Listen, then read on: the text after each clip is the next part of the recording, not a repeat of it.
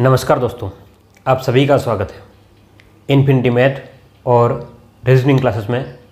मैं हूं दिलीप ग्रासिया और आज हम लोग देखने वाले हैं रीट लेवल 1 का मैथ स्पेशल बैच में भाग 6। इससे पहले की वीडियोस में हमने काफ़ी बेसिक बातें समझ ली है संख्याओं के बारे में और अंकों के बारे में। इस वीडियो में हम लोग देखने वाले हैं कि संख्याओं की जो प्राकृत संख्या जो होती है, क्या जो प्राकृत संख्या होती है उसमें अलग अलग प्रकार से संख्याओं को फिर से विभाजित करते हैं, जैसे कि सम संख्या, विषम संख्या, भाज्य संख्याएं, अभाज्य संख्याएं, ठीक है, सहअभाज्य संख्याएं। बहुत सारी बातें जो होगी वो हम लोग इस वीडियो में देखने वाले हैं, ठीक है। तो चलिए हम लोग स्टार्ट करते हैं कुछ देरी किए बिना। तो हम जो देखने वाले हैं वो संख्या पद्धति के अंतर्गत प्राकृत संख्याओं के अंदर ही हम लोग देखने वाले हैं कि प्राकृत संख्याओं के अलग अलग भाग में विभाजित कर सकते हैं प्राकृत संख्याओं को, ठीक है। तो पहला उसमें आता है आपका सम संख्या। क्या आता है पहला? सम संख्या। सम संख्या, ठीक है, या हम लोग कहें इसको इवन नंबर।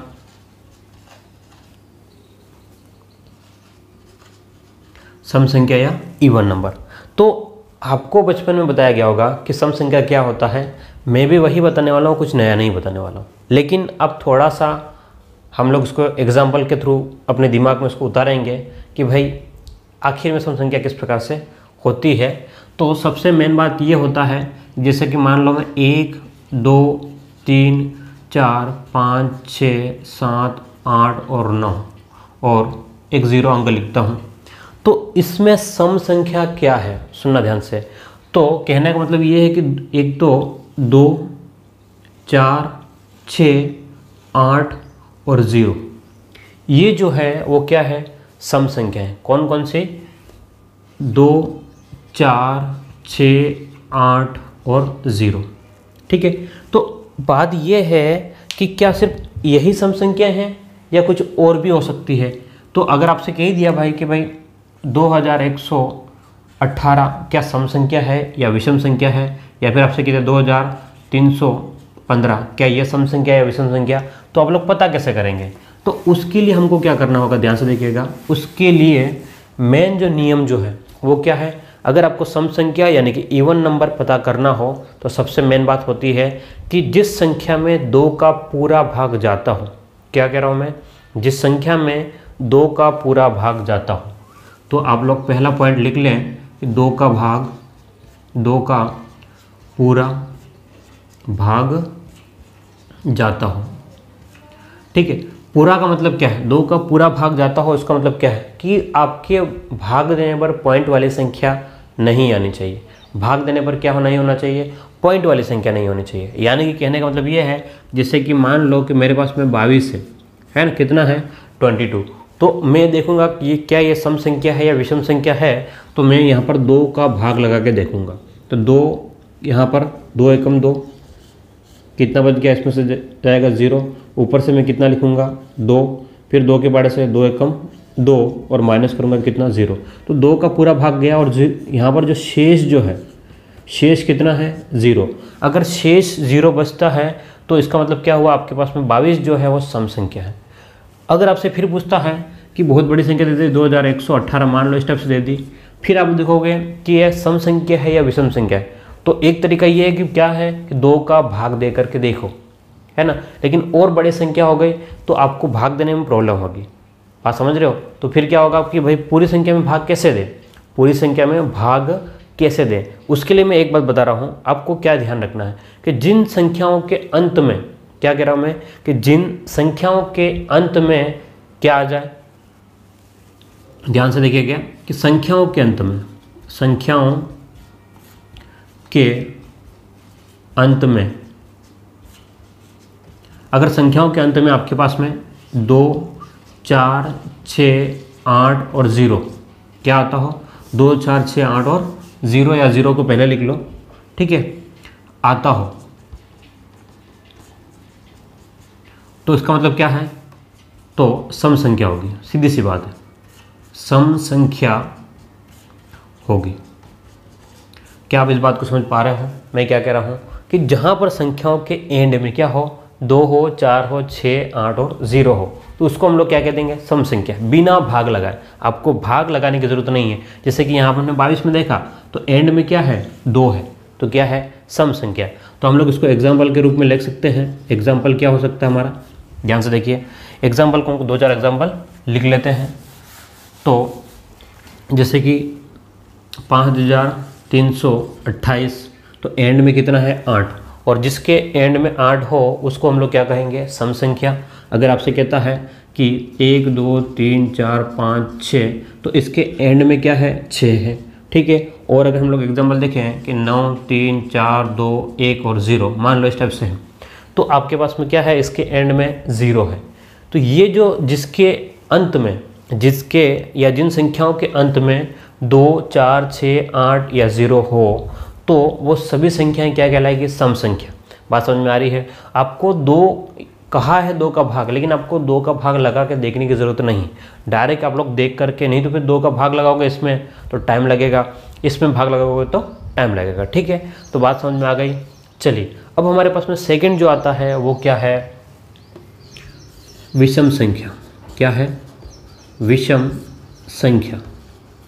अगर हम लोग विषम संख्या की बात करें, या फिर इसको कहें तो ऑड नंबर, क्या कहें, ऑड नंबर, ठीक है। तो विषम संख्याएं क्या होती, आप ध्यान बता सकते हो कि विषम संख्याएं वो होती है जिसमें 2 का भाग नहीं जाता।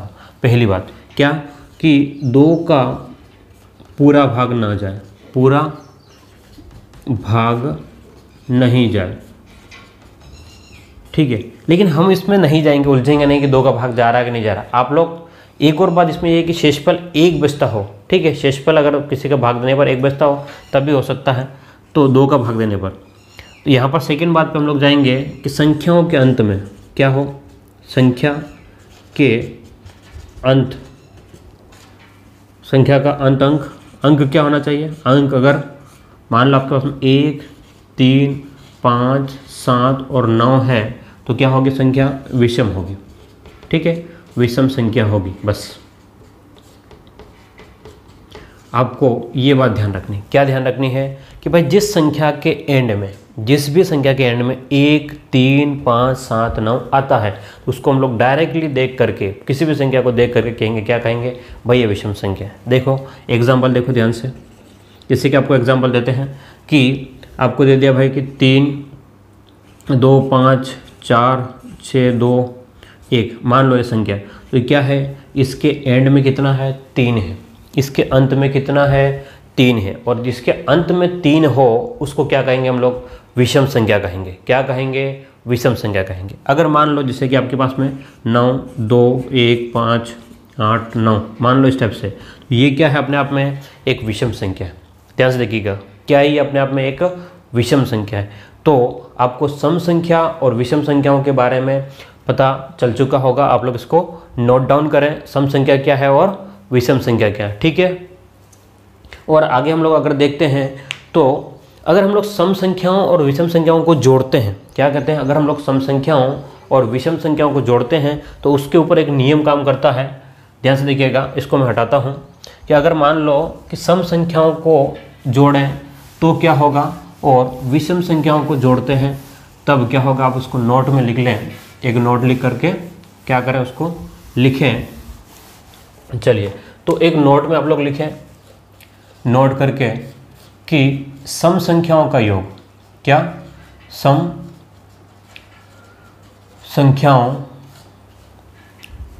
का योग सम संख्या होगा। क्या होगा, सम संख्या होगा। बात समझ रहे हो या नहीं?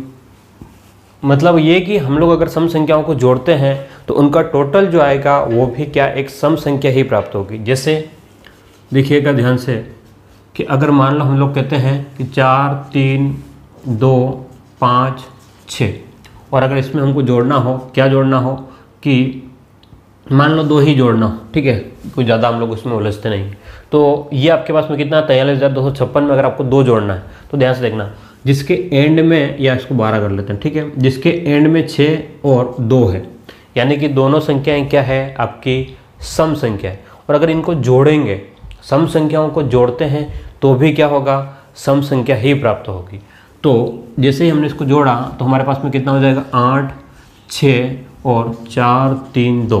तो आपके पास में ये जो आया है वो कितना है आपके पास में, एंड में देखो, एंड में कितना है, 8 है। यानी कि सम संख्याओं को जोड़ने पर सम संख्या ही प्राप्त होती है। बात क्लियर है? उम्मीद करता हूँ आपको ये चीज़ समझ में आ रही होगी। सेकेंड नोट आप लोग लिखेंगे, क्या होगा कि विषम संख्याओं को जोड़ने पर, विषम संख्याओं को जोड़ने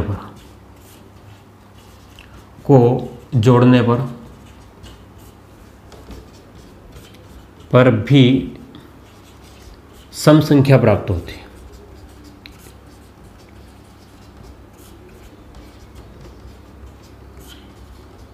बात समझ रहे हो या नहीं?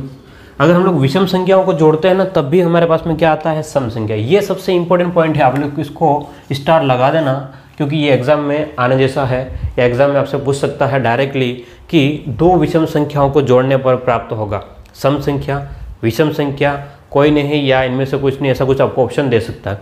तो आपको क्या करना है, ध्यान में रखना है कि भाई अगर हम लोग दो अलग अलग विषम संख्या को जोड़ते हैं तो सम संख्या प्राप्त होगा। और कैसे सम संख्या आएगा मैं आपको बताता हूँ, ध्यान से देखिएगा। आपका सम संख्या जो है वो किस प्रकार से आता है। तो अगर हम लोग सम संख्या, क्या कह रहे हैं कि विषम को जोड़ने पर सम संख्या मिलेगी। यानी कि एग्जाम्पल हम लोग देखें कि 129 प्लस में 131, क्या कह रहा हूँ मैं, 129 और 131, क्या दोनों संख्याएं विषम है? ध्यान से देखिएगा, इसके एंड में 9 है और इसके एंड में 1 है। यानी कि दोनों संख्याएं अपने आप में क्या है, विषम संख्या है। दोनों संख्याएं क्या है, विषम संख्या है। अब विषम संख्याओं को अगर हम लोग जोड़ते हैं, क्या कह रहे हैं कि विषम संख्याओं को अगर हम लोग जोड़ते हैं तो सम संख्या प्राप्त होगी। क्या ऐसा पॉसिबल है? 9 में 1 जोड़ेंगे तो कितना हो गया, 10, 10 का 0 हासिल 1, 2 और 1 कितना होगा, 3, 3 और 3 6 और 1 और 1 कितना हो गया, 2। तो आपके पास में ये 260 और इसके एंड में क्या है, 0 है। एंड में क्या है, 0। यानी कि ये क्या हो गया, आपका सम संख्या है। मैं क्या बात बोल रहा हूँ कि दो विषम संख्याओं को जोड़ने पर सम संख्या प्राप्त होगी। बात क्लियर है? चलिए एक और एग्जांपल देख ले। जैसे कि मान लो आपसे कह दिया कि 500 कहते हैं हम लोग, 571 प्लस में 627, चलो ठीक है, कितना, 571 और 627, तो इनका टोटल कितना हो जाएगा, ध्यान से देखिएगा। 571 है और 627 है, तो आपके पास में कितना हो गया, 8, 1 को 7 में जोड़ा 8, ठीक है, 7 को 2 में जोड़ा तो 9 और 6 और 5 कितना हो गया, 11, ठीक है। तो 1198। तो ये क्या हो गया, अपने आप में एक सम संख्या प्राप्त हुई। क्या आप मेरी बात को समझ पा रहे हो? तो इस प्रकार से हमने सम संख्याओं और विषम संख्याओं के बारे में देखा है। वापस से मैं रिपीट कर दूं, सम संख्या जिसमें 2 का भाग जाता हो या फिर जिसके एंड में 2, 4, 6 और 0। विषम संख्या जिसमें 2 का भाग नहीं जाए या फिर 1, 3, 5, 7, 9 जिनके एंड में विषम संख्या, ठीक है। तो ये हमारे पास में सम संख्या और विषम संख्या के बारे में हमने देखा है। अब हम लोग आगे चलते हैं। हाँ, लेकिन आगे जाने से पहले मैं आपसे एक रिक्वेस्ट कर रहा हूँ कि क्या आपको मेरा जो पढ़ाया हुआ है समझ में आ रहा है? अगर आपको समझ में आ रहा है तो नीचे लाइक का बटन है, वहाँ पर लाइक ज़रूर करें। और अगर आपको समझ में नहीं आ रहा है तो आप लोग कमेंट बॉक्स में जा कर के लिखें। अगर पसंद आ रहा है तो भी लिखें और समझ में नहीं आ रहा है तो भी लिखें, कि जिनको समझ में नहीं आ रहा है वो बताएं कि उनको क्या समझ में नहीं आ रहा है, ठीक है, ताकि मैं उसमें इम्प्रूवमेंट करूं। जिनको समझ में आ रहा है और वो चाहते हैं कि कुछ और इम्प्रूवमेंट होना चाहिए तो मैं उसमें भी इम्प्रूवमेंट करूंगा, ठीक है। लेकिन मैं चाहता हूं कि आपके पूरे में से पूरे नंबर आएँ, मैं यही चाहता हूं बस। तो आप इसको शेयर ज़रूर करें। आगे चलते हम लोग, चलिए देखते हैं। तो सम संख्याओं और विषम संख्याओं को समझने के बाद में हम लोग देखने वाले हैं अब भाज्य संख्याएं। किसके बारे में? भाज्य संख्याएं या कंपोसाइट नंबर, ठीक है। तो हम लोग देखते हैं हमारे आज का टॉपिक का तीसरा भाग कि भाज्य संख्याएं क्या है। भाज्य संख्याएं या फिर इसको हम लोग कह सकते हैं, क्या कह सकते हैं, कंपोसाइट नंबर। भाज्य संख्याएं या कंपोसाइट नंबर, कंपोसाइट नंबर, ठीक है, भाज्य संख्या या कंपोसाइट नंबर्स। तो भाज्य संख्याएं क्या है, क्या आपके अकॉर्डिंग भाज्य संख्याएं क्या होनी चाहिए? भाज्य संख्याएं, तो भाज्य का मतलब सीधा कि कहीं ना कहीं इसमें क्या होता हो, भाग जाता हो, कहीं ना कहीं क्या हो, इसमें भाग जाता हो। लेकिन सवाल ये है कि भाई किसका भाग जाता हो। क्या सवाल हमारे पास में कि भाग जाता है, बात समझ में आ रही है, लेकिन किसका भाग जाना चाहिए। तो देखिए ध्यान से कि किसका भाग जाए, उसके लिए हम क्या करते हैं कि मान लो आपके पास में कोई संख्या हो, एक बार समझ लेना कि मैं क्या कह रहा हूँ। जैसे आपके पास में कोई संख्या हो 3 और एक संख्या में लेता हूँ 9। अब आप समझ लेना कि 3 में किसका भाग जा रहा है, सुनना ध्यान से। 3 में किसका भाग जा रहा है, तो हम लोग कहेंगे 1 का भाग जाएगा और 3 का भाग जाएगा। और किसका जा रहा है भाई, मैं आपसे पूछ रहा हूँ और किसका भाग जाएगा। 1 और 3 तो भाग जा रहा है, लेकिन और किसका जा रहा है, तो आप कहोगे और तो किसी का नहीं जा रहा है इसमें। क्या 2 का जा रहा है, नहीं जा रहा है। क्या 7 का जा रहा है, नहीं जा रहा है। अगर 9 में देखें, ध्यान से देखिएगा, अगर हम लोग 9 को देखें तो 9 में किस किस का भाग जा रहा है, तो आप क्या कहोगे कि 1 का भाग जाएगा, फिर क्या होगा 9 में 3 का भी भाग जाएगा और 9 का भी भाग जाएगा। ठीक है, तो ये जो है आपके पास में वो क्या है, भाज्य संख्या। क्या है, भाज्य संख्या, यानी कि वो संख्या किसी संख्या में एक और खुद के अलावा अन्य संख्या का भी भाग जाता हो। मैं क्या कह रहा हूँ, एक और खुद के अलावा अन्य संख्या का भी अगर भाग जाता है तो वो आपकी भाज्य संख्या कहलाएगी। क्या कहलाएगी, आपकी भाज्य संख्या कहलाएगी। तो हम लोग बात कर रहे हैं किसके बारे में, भाज्य संख्या या कंपोसाइट नंबर। तो हम लोग लिखेंगे इसमें कि जिस संख्या में एक तथा स्वयं के अलावा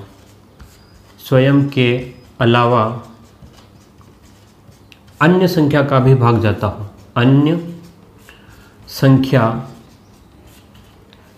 का भी भाग जाता हो, क्या कहलाएगी, आपकी भाज्य संख्या कहलाएगी। क्या कहलाएगी, भाज्य संख्या होती है। क्या आपको मेरी बात समझ में आ रही है? मैं क्या कह रहा हूँ कि जिस संख्या में एक तथा स्वयं के अलावा अन्य संख्या का भी, देखो ध्यान से, 3 में 1 और 3 के अलावा किसी का भाग गया तो नहीं गया। क्या 5 में 1 का भाग जाएगा और 5 का भाग जाएगा, और इन दोनों के अलावा किसी और का भाग गया, नहीं गया। तो शर्त दोनों होनी चाहिए, क्या कि एक और स्वयं, दो बातें होनी चाहिए। क्या, एक तो एक का जाना चाहिए, दूसरा स्वयं का भी जाना चाहिए, और इसके अलावा तीसरी बात होनी चाहिए, स्वयं और एक के अलावा तीसरी बात होगी, तभी हम लोग उसको कह पाएंगे कि ये भाज्य संख्या है। नहीं तो हम लोग उसको भाज्य संख्या नहीं कह सकते। मेरी बात आपको ध्यान से समझ लेना। मैं क्या कह रहा हूँ कि अगर खुद और एक से अगर नहीं जाता है भाग, तो आप लोग उसको भाज्य संख्या कभी भी नहीं कह पाओगे। यानी कि आपके पास में 3 बातें होनी ज़रूरी हैं। खुद, एक तो एक से जाना चाहिए, दूसरी बात खुद से जाना चाहिए, और उन दोनों के अलावा किसी भी एक संख्या से कम जाना तो चाहिए। ठीक है, तो मैंने यही बात लिखी है। और एग्जाम्पल हम लोग देख लेते हैं, जिससे कि आपके पास में एग्जाम्पल क्या हो सकता है भाज्य संख्याओं का। तो 9 हो सकता है, हाँ हो सकता है, 8 हो सकता है, 27 हो सकता है, और आपके पास में 58 हो सकता है, 102 हो सकता है। तो ऐसे सारी संख्याएं जो क्या होगी, जिनमें खुद और एक के अलावा किसी का भाग जाता है, तो वो भाज्य कहलाएगी। अब सवाल ये है कि जब खुद और एक के अलावा अन्य भाग नहीं जाए तो उसको क्या कहेंगे। भाई भाग जाता हो ठीक है, हमने भाज्य कह दिया, लेकिन नहीं जाता उसको क्या कहेंगे। तो जिनमें नहीं भाग जाता है उनको कहेंगे अभाज्य संख्या, है ना। और सबसे इम्पोर्टेंट पॉइंट यहाँ पर अभाज्य संख्याओं के बारे में ही है। भाज्य के बारे में ज़्यादा आपसे नहीं पूछा जाता है। तो हम लोग देखने वाले अब अभाज्य संख्याएं। क्या, अभाज्य संख्याएं। तो आपका अगला पॉइंट रहेगा अभाज्य संख्याएं, यानी कि इसको हम लोग कह सकते हैं, क्या कह सकते हैं कि प्राइम नंबर। अभाज्य संख्याएं, या फिर हम लोग क्या कह सकते हैं, उसको प्राइम नंबर कह सकते हैं।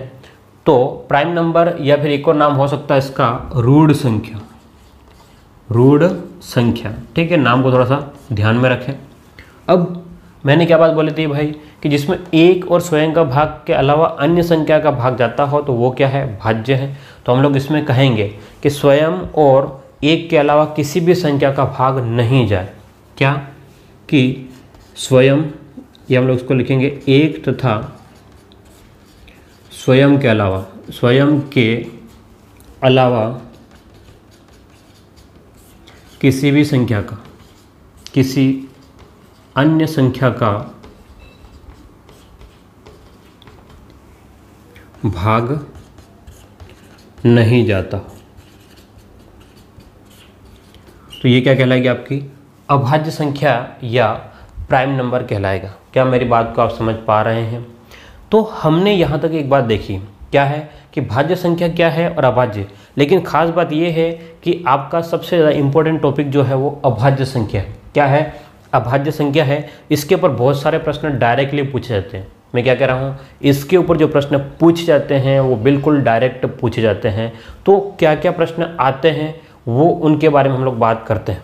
ठीक है, अब कुछ नोट में आपको लिखना है, कुछ नोट में आपको लिखना है। तो हम लोग अभाज्य संख्याओं में देख रहे हैं। तो सबसे पहला पॉइंट नोट करके आप लोग लिखें। क्या लिखें, ध्यान से देखिएगा, आपको नोट करके लिखना है पहला पॉइंट कि एक न तो भाज्य संख्या है, न तो भाज्य संख्या है और न अभाज्य संख्या है। ये भाज्य भी नहीं है और अभाज्य भी नहीं है, न तो भाज्य संख्या और न अभाज्य संख्या है। ठीक है, क्या मेरी बात को समझ पा रहे हो आप लोग? एक ऐसी संख्या है न तो भाज्य है और न अभाज्य है। लेकिन सवाल ये है, ध्यान सुनना, कि ये हमको कोई बताता नहीं है कि भाई एक भाज्य है, नहीं है तो क्यों नहीं है तो क्यों नहीं है ना। मतलब एक जो है भाज्य भी नहीं और अभाज्य भी नहीं, भाज्य भी नहीं है और अभाज्य भी नहीं है।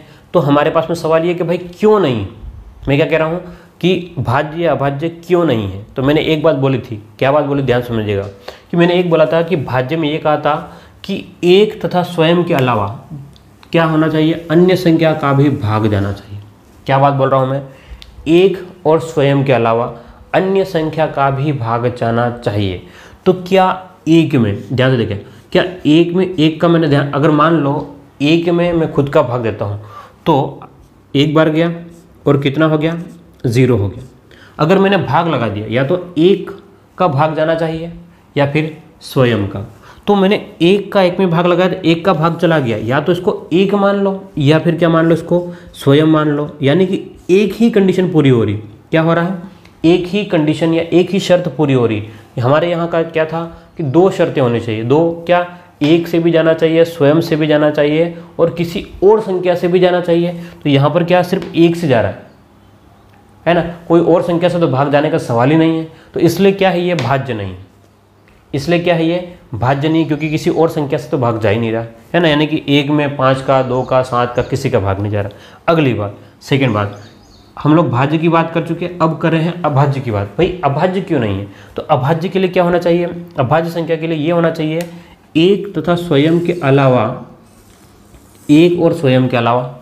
अब क्या इसमें एक में एक का भाग जाता है, तो एक का अगर एक में भाग चला गया, ठीक है, हाँ चला गया भाग, अगर एक में एक का भाग चला गया तो वो संख्या खत्म हो चुकी है। अब खुद का भी, या तो आप उसको खुद मान लो तो फिर एक रह जाएगा, या फिर एक मानो तो खुद रह जाएगा। बात समझ में आ रही है मैं क्या कह रहा हूँ? या तो इस संख्या को एक मान लो, तो एक मानोगे तो खुद वाली संख्या रह जाएगी, है ना। 2 कंडीशन होनी चाहिए, या तो खुद से जाए, है ना, खुद से जाना चाहिए और एक से भी जाना चाहिए। मैं क्या कह रहा हूँ, खुद से भी जाना चाहिए और एक से भी जाना चाहिए। लेकिन यहाँ पर सिर्फ अगर एक में एक का भाग लगा रहे हैं, या तो इसको खुद मान लो या फिर एक मान लो। उस कंडीशन से एक ही शर्त पूरी हो रही, 2 शर्तें पूरी नहीं हो रही। इसलिए आपको बिल्कुल इसको याद रखना है, बिल्कुल इस पॉइंट को। एक न तो भाज्य है और न ही अभाज्य संख्या है। बात क्लियर है? चलिए अब हम लोग और आगे चलें। चलिए, तो अभी हमने बात करी थी एक जो है वो न तो भाज्य संख्या है और न ही क्या है, अभाज्य संख्या है। ठीक है, उसके बाद में हम लोग आगे देखते हैं कि एक के बारे में बात कर लेती। अब हम लोग एक बात हो गई थी तो एक नहीं गिनी जाएगी, इसलिए हम लोग अभाज्य संख्याएं कौन कौन सी हो सकती है उसके बारे में अगर बात करें तो अभाज्य संख्याएं जो होगी वो 2, 3, 5, 7, 11, 13, 17, 19, 23 ऐसे करते हुए हम लोग क्या करेंगे, आगे बढ़ेंगे और कहाँ तक जाएंगे, तो अनंत तक जा सकते हैं। कहाँ तक? अनंत तक। हमारे पास में कोई निश्चित संख्या नहीं है, लेकिन खास बात यह है कि उस संख्या में किसी भी और संख्या का भाग जाना ही नहीं चाहिए। तो यहाँ पर जो भी संख्याएं हैं इनमें एक और खुद के अलावा किसी भी संख्या का भाग नहीं जाएगा। ठीक है, एक बात, ये बात क्लियर हो गई। अब आगे देखिए ध्यान से कि 2 जो है, क्या ये 2 जो है वो सबसे छोटी सम अभाज्य, क्या कह रहा हूँ मैं कि सबसे छोटी सम अभाज्य संख्या है। क्यों? क्योंकि देखो ध्यान से, अभाज्य संख्याएं 2 से प्रारंभ हो रही है। अभाज्य संख्या कहाँ से प्रारंभ हो रही है? 2 से प्रारंभ हो रही है। तो आपके पास में 2 जो है वो सबसे छोटी संख्या है। अगर आपसे पूछता है कि सबसे छोटी अभाज्य संख्या कौन सी है तो 2। अगर आपसे पूछता है कि सबसे छोटी सम या सबसे या एकमात्र, सॉरी सबसे नहीं, क्या कहे, एकमात्र सम अभाज्य संख्या कौन सी है, तो एकमात्र सम अभाज्य संख्या भी क्या है आपकी? 2 ही है। कितनी है? 2। बाकी कोई भी संख्या जो है वो सम नहीं है। ध्यान से देखो, 3, 5, 7, 11, 13, 17, 19 अनंत तक जाओगे तो वहाँ पर संख्याएं हैं वो सम नहीं मिलेगी। क्या नहीं मिलेगी? सम नहीं मिलेगी। ठीक है, तो ये बात हमारी कंप्लीट हो गई। अब हम लोग आगे चलें तो 3 जो है, ध्यान से देखिएगा, ये 3 जो है वो सबसे छोटी विषम अभाज्य, क्या है? सबसे छोटी और विषम अभाज्य है। मैं जो बात बोल रहा हूँ ध्यान सुनिएगा। ठीक है, ये 3 जो है वो क्या है? सबसे छोटी विषम अभाज्य। अगर आपसे डायरेक्ट पूछता है प्रश्न कि सबसे छोटी विषम अभाज्य संख्या निम्न में से कौन सी होगी, 1, 2, 3 और 5 आपको दे दिया तो आप वहाँ कंफ्यूज हो जाओगे। लेकिन मैं जो पॉइंट बता रहा हूँ वहाँ से आप लोग इसको नोट डाउन करके रट लेना। ये सिर्फ आपको रटना ही पड़ेगा, इसके अलावा और कोई ऑप्शन नहीं है। ठीक है, एक तरीका ये है कि आप इन सभी संख्याओं को लिखोगे, लेकिन एग्ज़ाम जो है वो आपका टाइम ख़राब करने का नहीं है। एग्ज़ाम जो है वो आपको सही उत्तर बताने का, कम समय में सही उत्तर बताने के लिए। ठीक है, अब हम लोग बात करें तो इसके अकॉर्डिंग हम लोग देखते हैं कि भाई 1 से लेकर के 10 के बीच में कितनी अभाज्य संख्याएं हैं। कहाँ तक? 1 से लेकर के 10 तक कितनी अभाज्य संख्याएं हैं, तो 1 से 1, 2, 3, 4, तो 1 से 10 के बीच में आपकी जो अभाज्य संख्याएं हैं वो कितनी है? कितनी है? तो 4। कितनी आपकी अभाज्य संख्याएं? 4 है। अगर आपसे पूछता है, क्या पूछता है कि 1 से लेकर के 25 तक, तो 1, 2, 3, 4, 5, 6, 7, 8 और 9, तो 1 से लेकर के 25 तक कितनी अभाज्य संख्याएं हैं? तो 9। कितनी अभाज्य संख्याएं हैं? तो 9। अगर आपसे पूछता है कि 26 से लेकर के कहाँ तक? 26 से लेकर के 50 तक कितनी अभाज्य संख्या, आप लोग क्या कहोगे? 6 है। और अब उससे क्या हुआ? उससे ये भाई 1 से 25 तक 9 है और 26 से लेकर के 50 तक कितना है? 6 है। तो हम लोग ये कह सकते हैं क्या कि भाई 1 से लेकर के 50 तक हमारे पास में कितनी संख्याएं हैं अभाज्य? तो 15। तो आपसे डायरेक्ट क्वेश्चन कोई पूछता है कि भाई 1 से लेकर के 50 तक कितनी अभाज्य संख्याएं होगी, तो आप याद होगा तो डायरेक्ट आप लोग बोल सकते हो 15। नहीं याद होगा तो आप लोग क्या कहोगे? हम लोग इसको लिख करके देखेंगे और आपका 2-3 प्रश्नों का टाइम खराब हो जाएगा। ठीक है, तो उम्मीद करता हूँ आपको यहाँ तक बिल्कुल समझ में आ चुका होगा। अब हमें कुछ और पॉइंट याद रखने हैं। मैं डायरेक्ट शॉर्ट में लिख रहा हूँ, इधर ध्यान से देखिएगा कि अगर हमसे 1 से लेकर के 50 तक हमारे पास में 15 संख्याएँ हैं, तो हमारे पास में 50 से लेकर के 100 के बीच में कितनी संख्या हो जाएगी? 50 से लेकर के 100 के बीच में, 50 से लेकर के 100 के बीच में हमारी संख्याएं जो है वो कितनी होगी? 10 होगी। कितनी? 10। तो कुल मिलाकर के 1 से लेकर के 100 तक कितनी होगी? तो हम लोग कह सकते हैं 1 से, कहाँ से? 1 से 100 तक हमारे पास में जो संख्याएं होगी, देखो यहाँ 15 और 10, तो कितनी संख्याएं? 25 संख्या होगी। कितनी संख्या हो गई हमारे पास में? 25 संख्या हो गई। और अगर हम लोग आगे देखें कि भाई 1 से लेकर के 150 तक कितनी संख्याएं होगी, 1 से लेकर के 150 तक, तो आप लोग ये कह सकते हो कितना? 35 संख्याएं होगी। कितनी संख्या होगी? 1 से लेकर के 150 तक आपके पास में कितनी अभाज्य संख्याएं होगी, तो आप लोग कह सकते हो, क्या कह सकते हो भाई, कि हमारे पास में जो है वो 135 अभाज्य संख्याएं है। क्लियर है। और हम लोग अगर आगे जाते हैं तो अगर हम लोग देखें कि 1 से लेकर के 200 के बीच में, 1 से लेकर के 200 के बीच में, 1 से 200 के बीच में कितनी अभाज्य संख्याएं हैं, तो हम लोग कह सकते हैं 46 अभाज्य संख्याएं। कितनी? 46। तो आप लोग क्या करें, इनको याद कर लें, इनको रट लें। क्या करें? याद कर लें, इनको रट लें, क्योंकि ये बहुत ज़रूरी है। ये डायरेक्टली आपको क्वेश्चन पूछा जाएगा। ठीक है, अगर आप वैसे निकाल सकते हो, बिना याद करे भी आप लोग निकाल सकते हो, लेकिन आपका टाइम जो है वो क्या कह रहा हूँ मैं, वापस से ख़राब हो जाएगा। ठीक है, तो उम्मीद करता हूँ आपको ये बातें समझ में आ चुकी होगी। और ख़ास बात मैं वापस से एक सूचना दे रहा हूँ आपके लिए कि जिन लोगों के पास में मेरा कॉन्टैक्ट नंबर नहीं है, यानी कि हमने व्हाट्सएप का एक ग्रुप बनाया, ध्यान सुनिएगा मैं क्या कह रहा हूँ, हमने व्हाट्सएप का एक ग्रुप बनाया है जहाँ पर तुरंत मैं वीडियो डाल देता हूँ, जहाँ वीडियो सबको मिल जाते हैं, और वीडियो के अलावा वहाँ पर PDF भी आपको उपलब्ध कराई जा रही है। ठीक है, यानी कि नोट्स भी आपको वहाँ पर मैं प्रोवाइड करा रहा हूँ। अगर आप में से किसी को चाहिए नोट्स या किसी को ग्रुप में जुड़ना है, तो आप मुझे क्या करेंगे कि 9928590957 इस नंबर पर आप लोग क्या करोगे, मुझे मैसेज कर दोगे, है ना। और मैसेज के साथ में अपना नाम भी बताना, क्या है नाम, और हो सके तो ज़िला बता दो आप लोग कहाँ से हो।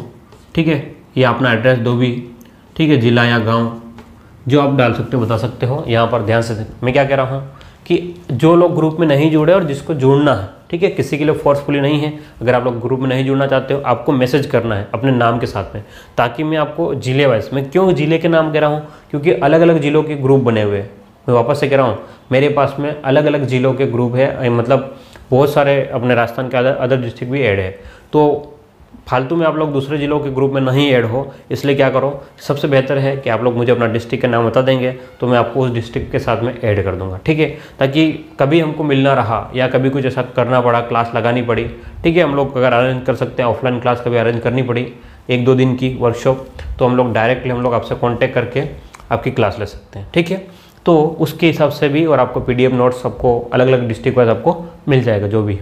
ठीक है, तो ये आप लोग वहाँ पर मैसेज कर सकते हो। और ख़ास बात, अगर आपको वीडियो पसंद आ रहा है तो लाइक ज़रूर करना, सब्सक्राइब अगर आप चैनल को नहीं किया है तो सब्सक्राइब कर लेना, और पसंद नहीं आ रहा, कोई प्रॉब्लम हो रही है आपको कुछ समझने में, तो आप लोग कमेंट लिख करके मुझे बताएं, ज़रूर लिखें, है ना, लाइक या कमेंट कुछ तो करें। मतलब अगर आप वीडियो देख रहे हो तो आपको कुछ ना कुछ तो डिसलाइक, लाइक या कमेंट कुछ भी करना है।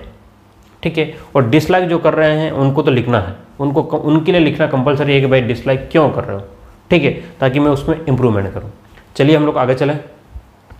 तो हम लोग अब आगे देखते हैं, आगे क्या है, कुछ और नोट्स 2-3 पॉइंट है हमारे पास में जो आपको नोट डाउन करना है और आपको याद रखना है। ठीक है, तो आपसे डायरेक्टली क्वेश्चन ये भी पूछ सकते हैं कि भाई 3 अंकों की सबसे छोटी अभाज्य संख्या क्या है।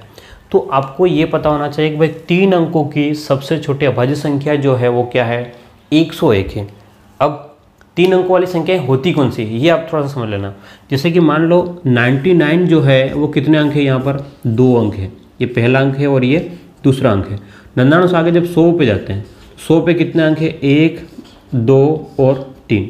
अब आप ये मत कह देना कि सर 0 और 99 कर दो, इसमें भी तो 3 अंक है।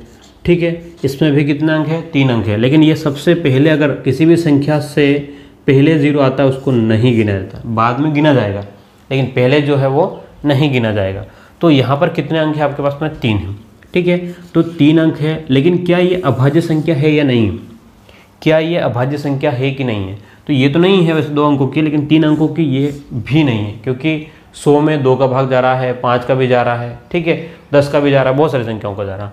लेकिन 101 जो है वो हमारे पास में क्या है, एक अभाज्य संख्या है। क्या है, अभाज्य संख्या है। तो हम लोग कह सकते हैं, क्या कह सकते हैं कि जैसे 2 अंकों की सबसे छोटी क्या थी, तो 2 थी, वैसे ही 3 अंकों की सबसे छोटी अभाज्य संख्या कौन सी है, तो आप लोग क्या कहोगे, 101। कितना कहोगे, 101। अगर आपसे इसका उल्टा प्रश्न पूछता है कि 3 अंकों की सबसे बड़ी अभाज्य संख्या कौन सी है, तो 3 अंक वाली सबसे बड़ी संख्या जो है वो क्या है आपका 999, और उसकी अगली संख्या क्या होती है 1000 हो जाएगी। इसमें कितने अंक है 4 अंक है। तो 3 अंकों की सबसे बड़ी संख्या तो क्या है 999। लेकिन अभाज्य संख्या कौन सी है, तो अभाज्य संख्या जो है वो कौन सी है 997 है, यानी कि 999 में भी भाग जाएगा, 998 में भी किसी न किसी संख्या का भाग जाएगा। लेकिन 997 एक ऐसी संख्या होगी जिसमें खुद के अलावा किसी का भी भाग नहीं जाएगा। क्या बात समझ पा रहे हो आप लोग? चलिए, तो यहाँ जाने के बाद में एक और पॉइंट जो आपको याद रखना है, जो खास इंपॉर्टेंट नहीं है लेकिन आपको याद रख लेना, कि 4 अंकों की सबसे छोटी अभाज्य संख्या जो होती है वो क्या होता है 1009। ये पटवारी में ज़्यादा पूछ सकते हैं, रीड लेवल 1 में आपको नहीं पूछा जाएगा। ठीक है, तो इस टाइप से हमारे पास में जो है वो अभाज्य संख्याओं के बारे में हमने देख ली है। किसके बारे में देखा है?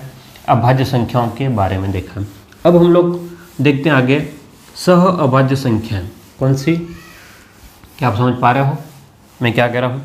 हमें अब सह अभाज्य संख्याएं देखनी है, यानी कि हम कहें को प्राइम नंबर, सह अभाज्य,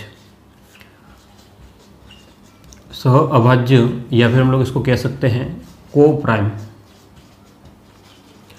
प्राइम नंबर। ठीक है, तो सह अभाज्य में क्या होता है, यहाँ पर जो होता है वो संख्याओं का जोड़ा होता है।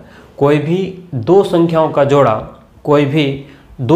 का जोड़ा जिनका HCF यानी कि लसप या लसप मग हो आप लोग। ठीक है, ध्यान से देखना कि दो संख्याओं का जोड़ा,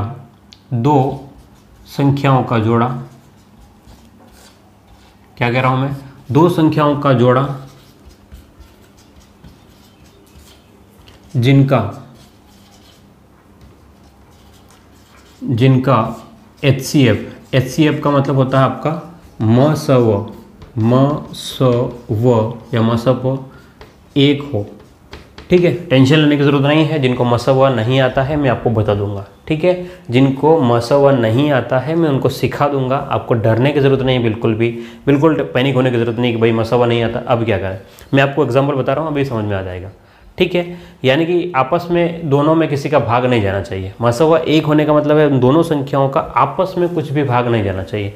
जैसे कि मैंने कह दिया भाई कि 2 और 3, ये क्या है 2 और 3 सह अभाज्य संख्या है। क्या 2 का भाग 3 में जा रहा है? तो आप कहोगे नहीं। क्या 3 का 2 में जा रहा है? नहीं। तो ये क्या हो गया सह अभाज्य संख्या। ठीक है, अगर आपसे कहता है हम लोग कि 5 और 9, क्या है 5 और 9, आपके पास में दो संख्या है। ठीक है, इनका म स व जब निकालोगे तो वो एक आ जाएगा। वो आपको बाद में सिर्फ इतना याद रखना है म स व एक। अभी टेंशन लेने की जरूरत नहीं, मैं जब म स व टॉपिक अलग से पढ़ाएंगे तो पूरा पढ़ा देंगे आपको। ठीक है, 5 और 9, क्या 5 का भाग 9 में जा रहा है? नहीं जा रहा। क्या 9 का 5 में जा रहा है? तो भी नहीं जा रहा है। यानी कि इनका म स व कितना आएगा? 1 आएगा।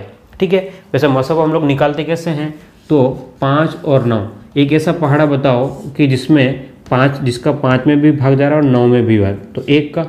ठीक है, 1 का पहाड़ा कितनी बार? 5 और 9, बस। तो ये इनका क्या है HCF। ठीक है, हम बता देंगे बाद में आपको, उलझे नहीं और परेशान ना हो। ठीक है, अगर आपसे कहता है कि भाई 11 और 17,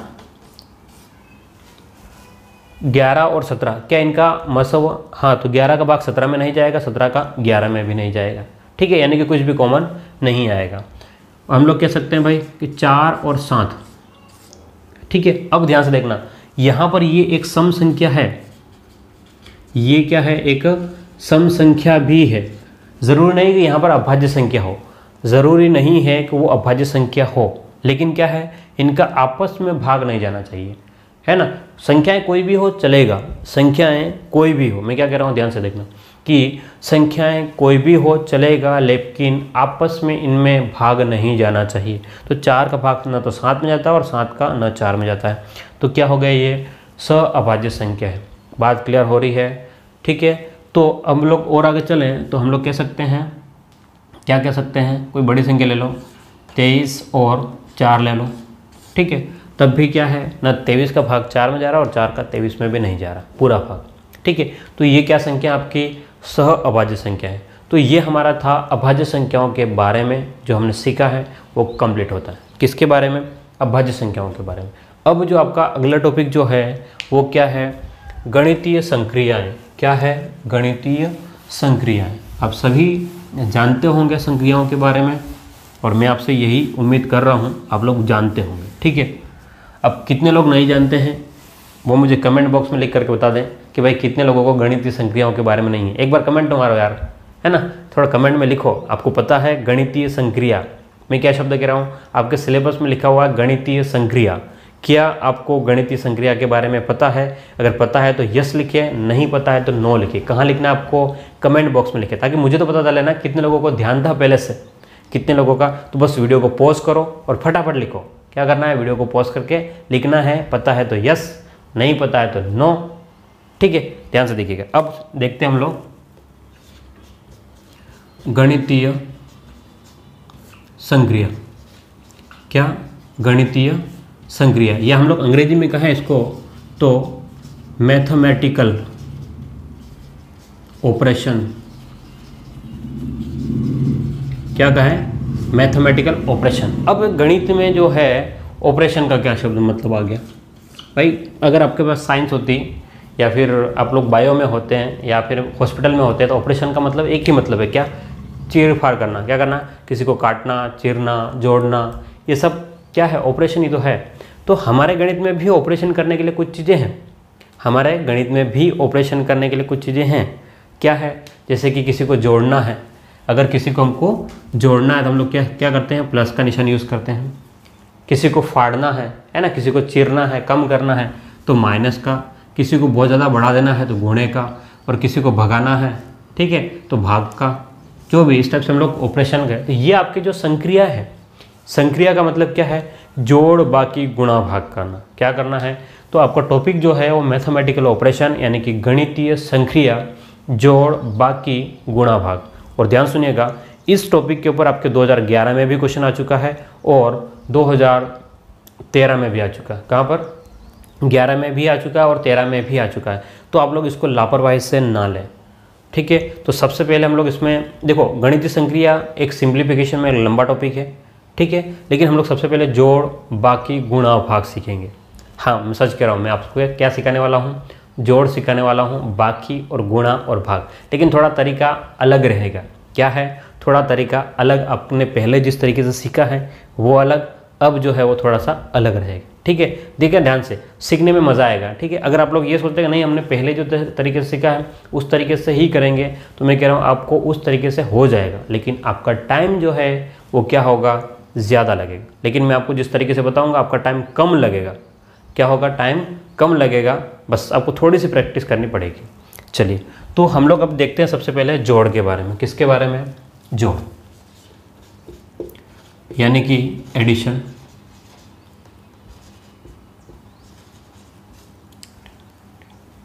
एडिशन, ठीक है, किसके बारे में बात कर रहे हैं हम लोग? एडिशन के बारे में बात कर रहे हैं, जोड़ यानी कि एडिशन। तो अगर हमें कहे, देखना ध्यान से, मैं बिल्कुल जीरो लेवल से ये मान के चल रहा हूँ कि आपको जोड़ने नहीं आता। क्या मान के चल रहा हूँ? आपको जोड़ने नहीं आता है। ठीक है, आता है बात अलग है, लेकिन मैं आपको बता रहा हूँ अभी कैलकुलेटर का यूज़ नहीं करना, अब कैलकुलेटर का यूज़ भी नहीं करना है। तो जैसे आपसे कह दिया गया, क्या कह दिया कि भाई साथ में 9 जोड़ो, है ना, साथ में 9 जोड़ो। तो आप कैसे जोड़ोगे? साथ में 9 जोड़ो तो आप लोग क्या करते हो? 9 के बाद में 10, 11, 12, 13, 14, 15 और 16 इस टाइप से जोड़ोगे। तो आपने 9 के बाद में जो गिनती बोली, क्या बोली? कि आपने 9 के बाद में बोला, क्या बोला कि 10, 11, 12, 13, 14, 15, 16, 17। तो आपने इतना तो टाइम खराब किया। मैं चाहता हूँ कि आपका उतना भी टाइम क्या हो? खराब नहीं हो। कैसे?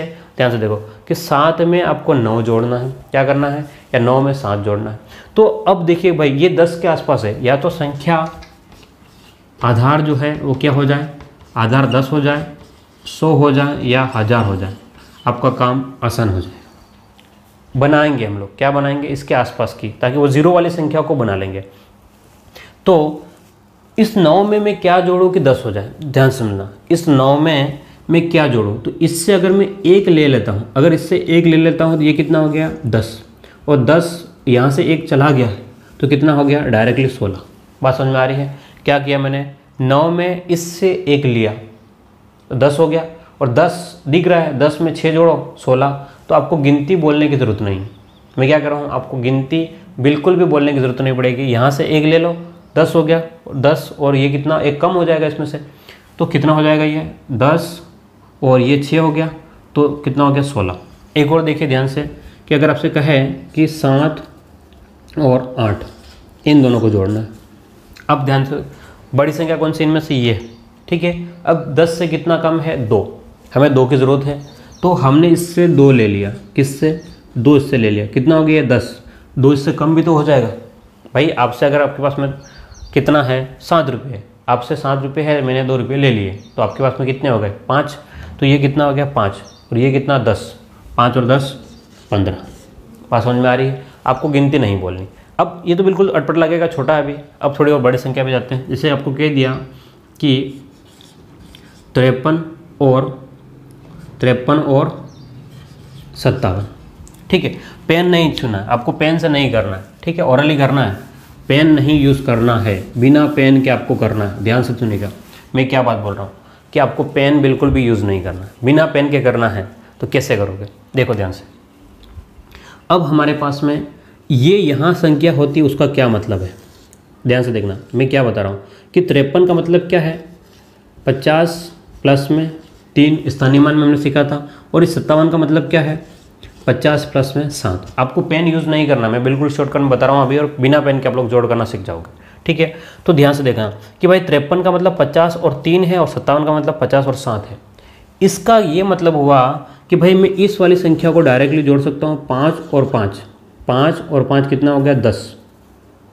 देखो ध्यान से, 50 और 50 का मतलब कितना है 100, तो 5 और 5 कितना हुआ 10, तो मैं सीधे इसको समझूंगा दिमाग में कितना हो रहा है 100, मेरे दिमाग में रखा, मैंने क्या रखा 100 हुआ, कितना 5 और 5 10, 10 यानी कि 100, 3 और 7 कितना 10, 3 और 7 कितना हो गया 10, और ये इकाई वाला है इसलिए 10 का क्या रहेगा 10 से रहेगा, तो 100 दिमाग में और 10 और जोड़ो तो कितना हो जाएगा 110।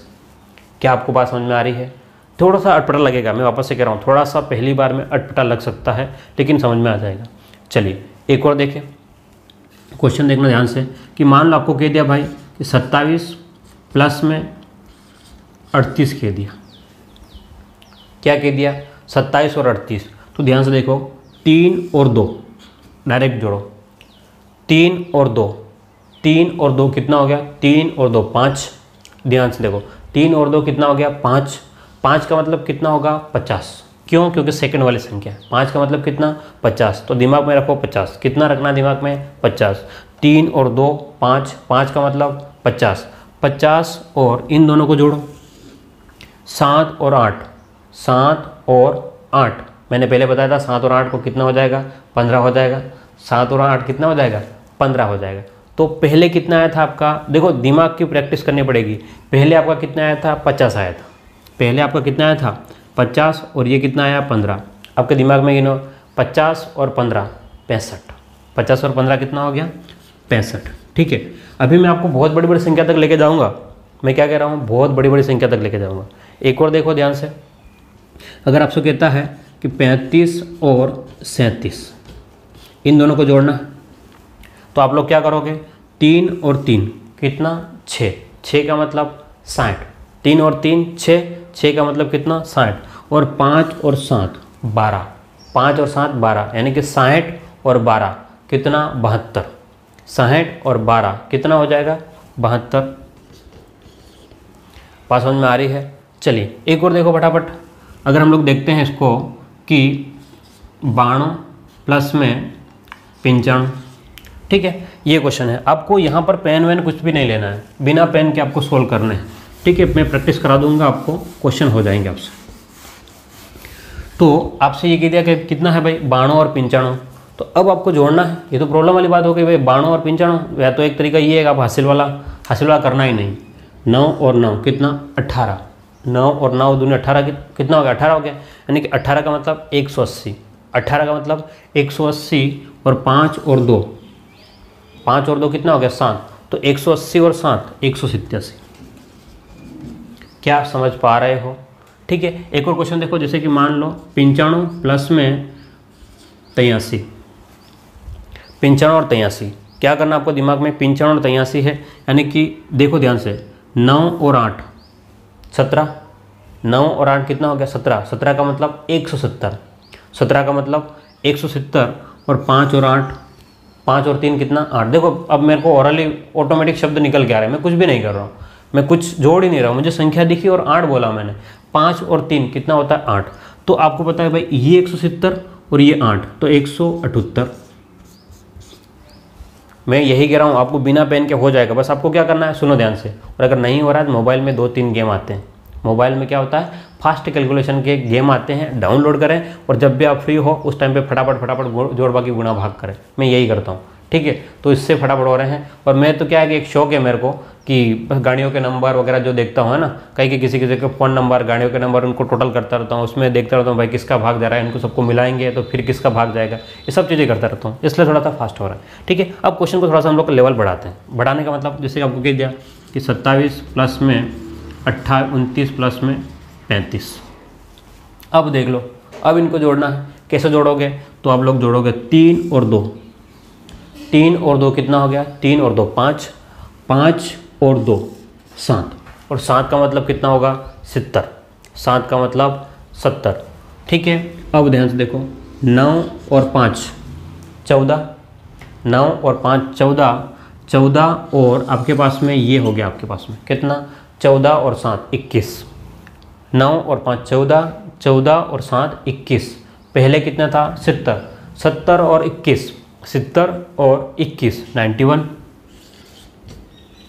क्या आपको समझ में आ रही है बात, हाँ या ना? नहीं आ रही है तो आप लोग कमेंट बॉक्स में लिखिए, मैं अलग से इसके लिए प्रैक्टिस का और वीडियो बना दूंगा, ठीक है। सुनना ध्यान से, अगर नहीं समझ में आ रहा है या ऐसा लग रहा है कि हाँ मज़ा आ रहा है लेकिन थोड़ा और प्रैक्टिस की ज़रूरत है, तो मैं इसको एक और वीडियो में बना दूंगा आपके लिए, ताकि आपको ये चीज़ आ जानी चाहिए, ठीक है। मतलब बिल्कुल ऐसी चीज़ें हैं, आप लोग मैथ में मज़ा लेकर पढ़ो, ठीक है। चलिए एक और क्वेश्चन पर चले हम लोग। तो हम लोग क्वेश्चन को लिखते हैं कि 25 62 और 73। चलो बिना पेन के आपको करना है, बिना पेन के आपको जोड़ना है। तो ध्यान से देखना कि 7 और 6 कितना 13। अब मैं कुछ कर ही नहीं रहा हूँ, देखो दिमाग गिन भी नहीं रहा हूँ, मैं दिमाग से गिन ही नहीं रहा हूँ, ऑटोमेटिक शब्द निकल के आ रहे हैं। मैं क्या करूँ 7 और 6 13, 13 और 2 15, 15 का मतलब 150, दिमाग में रख लिया। 15 का मतलब 150, क्या रखना है 15 का मतलब 150। 3 और 2 5, 5 और 5 10, 150 और 10, 150 और 10 160, ठीक है। जोड़ के देख लेना आप लोग, बाद में आपको मिल जाएगा यही, कुछ भी कैलकुलेशन में कोई प्रॉब्लम नहीं होगी। चलिए और आगे चलें और देखते हैं, है ना, और देखते हैं, इसको हटाते हैं।